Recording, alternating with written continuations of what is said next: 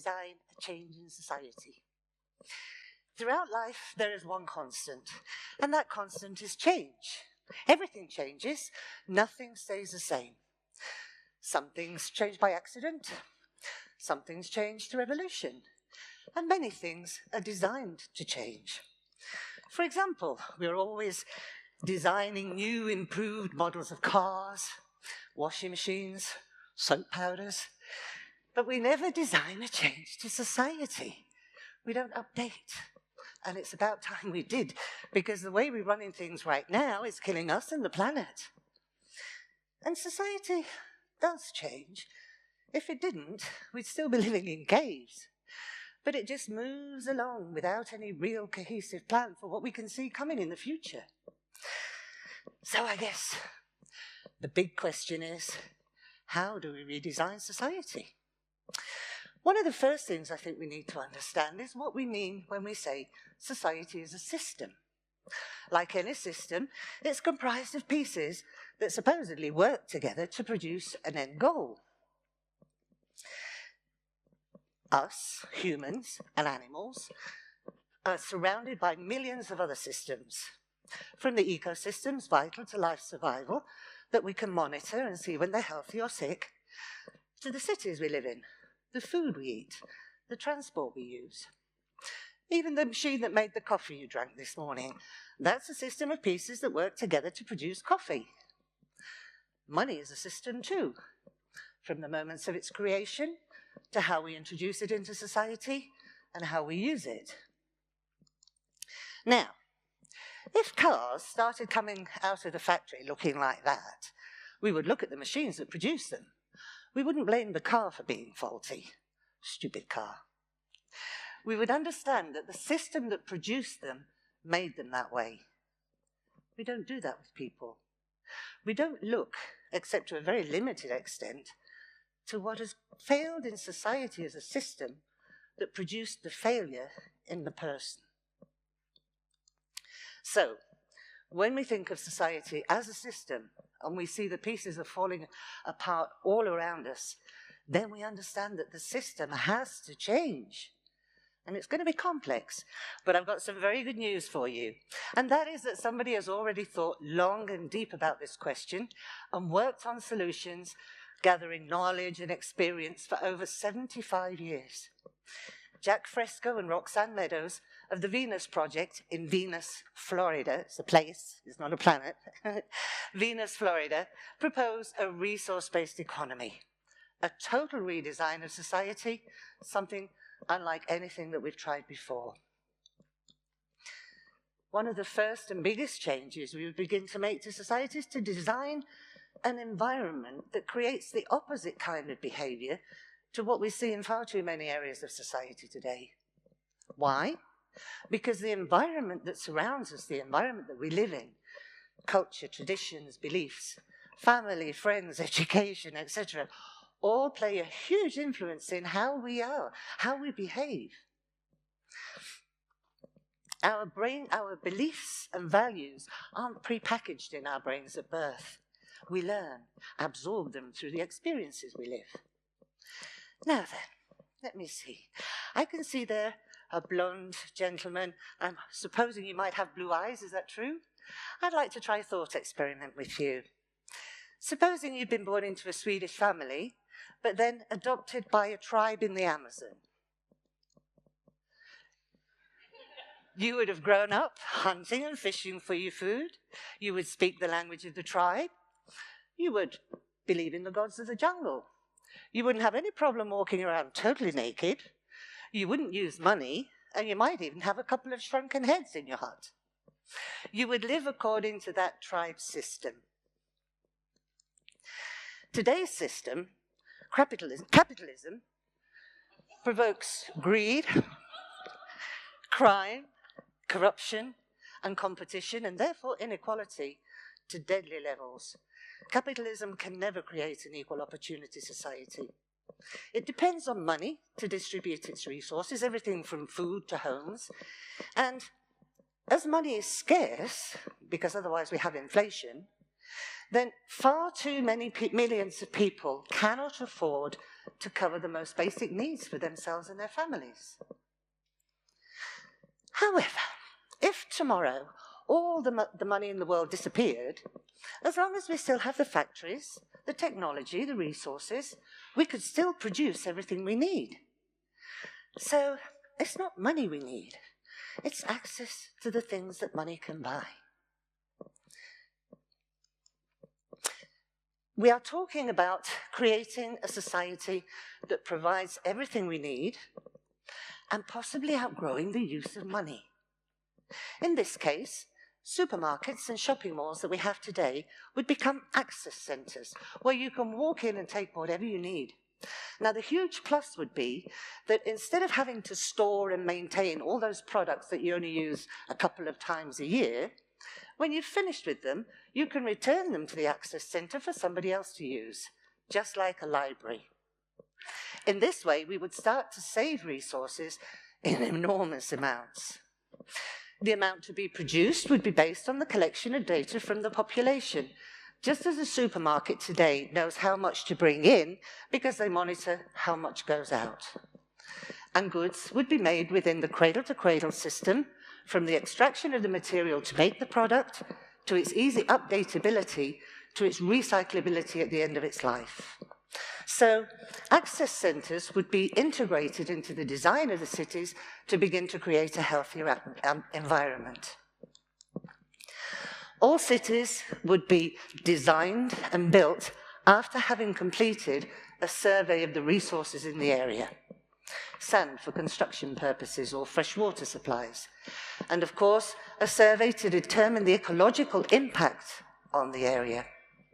The data collected then shows the parameters for how many people a city can sustain in that area.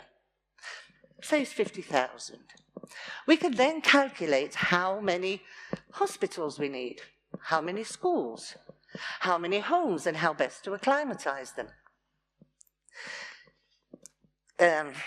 Clean, efficient energy systems to power everything from buildings to transportation systems, such efficient transport systems that eventually we can outgrow the use of individual vehicles.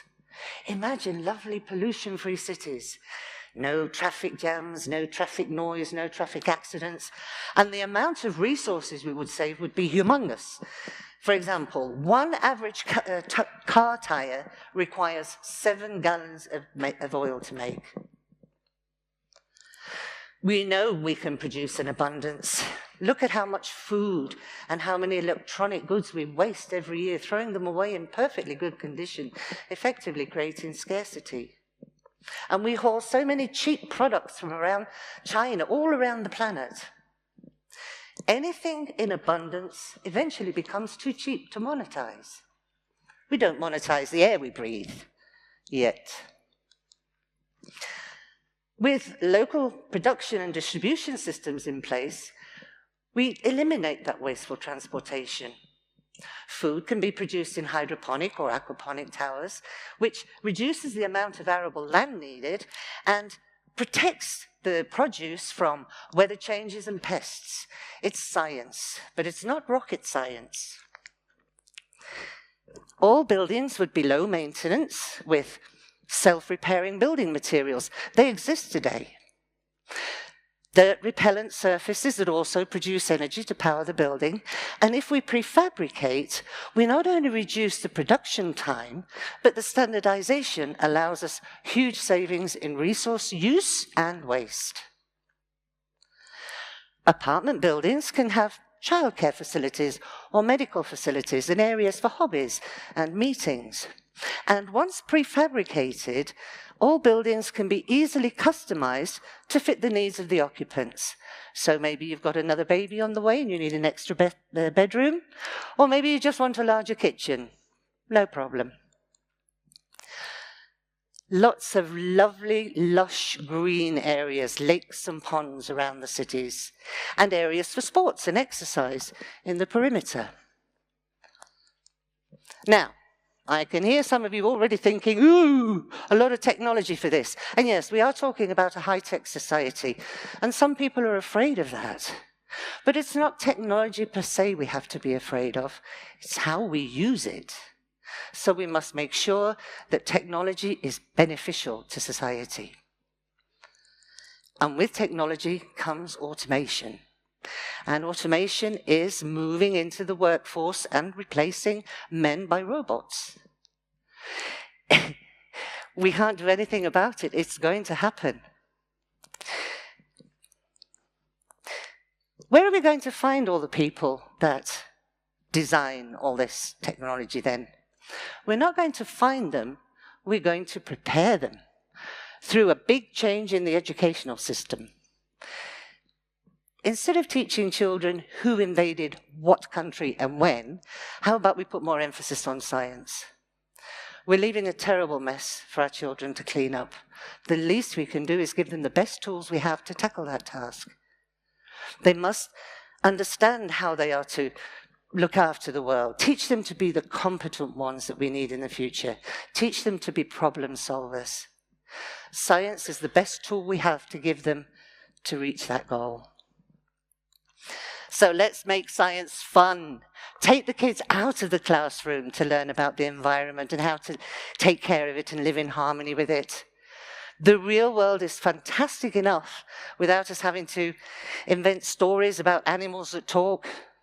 I know, my kids had it too. This is something else we have to change. And it's perhaps the biggest challenge of all, the way we think about things. Because our beliefs and traditions and cultures are so ingrained in society that it won't be easy to change these patterns. But it's not impossible. It's just gradual. Remember this. People are a product of their environment. If we change the environment, people's attitudes and behaviors change. In a resource-based economy, our values would not be so hollow as they are today. We have leaders who speak of our nation's Christian values, and then they turn away refugees who are fleeing to us from countries we're destroying and running to us for safety. And we have people who are against abortion, yet do nothing to help children once they've been born into poverty. And I'm not saying abortion is right or wrong. I'm simply exposing the huge difference in values there are between people, even of the same nation. And here's another one. Some people think that by bombing a country, you're spreading democracy. I have a very hard time believing that. So how about we change tactics and we start collaborating and sharing resources, ideas, science, technology, things that can really raise the standard of living for people and let them live in peace. What a waste war is. Not just of lives, but of resources too. Destroying vital infrastructures, entire cities, just to rebuild them. Of course, it's very lucrative for those in the military-industrial complex, to which all governments are inextricably tied. Ultimately, we need to work towards declaring all the world's resources as the common heritage of all the world's people, and surpass the artificial boundaries that separate us. Now, one of the most fun changes, one of the best changes, if you will, that we can make in a resource-based economy is what we can do with all that free time when so many jobs have been automated. Remember, we're talking about a society that will provide everything for us without us having to worry about how much something would cost. So what used to be working time can become quality time with family and friends. We could travel the world and see how things are done in other countries. Travel the world and have access to medical care without having to worry about insurance companies or exorbitant medical costs. We could study whatever we want to, whatever we're passionate about. And we can't today because future education costs an arm and a leg. We could be an inventor, a doctor, a pilot, an astronaut, a musician, a painter. We would collaborate on solving problems that are common to all of us, instead of fighting over scarce resources and different values. Needs and wants are something else we need to change how we think about. Let's be honest about this. A huge percentage of what we think we need today is actually wants. And this is produced by clever publicity and advertising for the need to continuously buy and sell. If we are to save resources, we must change the focus to needs, everyone's needs, if we are to create an equal opportunity society. And it doesn't matter where we were born, we all need the same things, irrespective of age, gender, religious beliefs. We all need food, clean water, clean air, housing, medical attention, a relevant education, and security. And I have, although very briefly, explained how we can achieve these things. Wants, however, are the product of clever publicity and social pressure to appear to be successful. It is a necessity to continuously buy and sell to keep the capitalist economic system alive, and it's killing the planet. If we are to survive, a resource-based economy is a viable option. Things that we consider to have status today wouldn't have any status in a world where everyone has equal access to things. We're talking about such a huge change in the mental paradigm that it's difficult to imagine how it would be. But as I said before, remember this: people are a product of their environment. If we change the environment, people's behaviors and attitudes change. Our world is already globalized through the monetary system, and a resource-based economy would be global too, especially in its efforts to bring about such a change in society. Pollution has no frontiers. The air and the oceans have no borders. We can't keep supporting the idea of borders for human beings, yet products that bring us profit through trade are allowed to move around the planet practically freely. And you know, inventions that through history have improved lives weren't all invented by people of one nation. Tesla was Serbian-American, Einstein was German, Al-Khwarizmi Persian, and Marie Curie was Polish, and a woman. When we reject people who are different to us, we close the doors to so many things that they can bring to us. When we allow children in far-off countries to die of starvation or preventable illnesses, we're losing millions of potential Einsteins and Madame Curies. Let's embrace these differences and recognize the benefits they can bring to all of society. When we improve the lives of others, when we help them improve their lives, when we give them a relevant education, ultimately we improve our own lives. I'm talking about creating a society that gives everyone truly equal opportunity. And we will see an exponential positive impact on society as people are enabled to create this better future. Nothing static, no utopias, a constantly evolving society. So, if we are to redesign society, let's go with a resource-based economy. Thank you.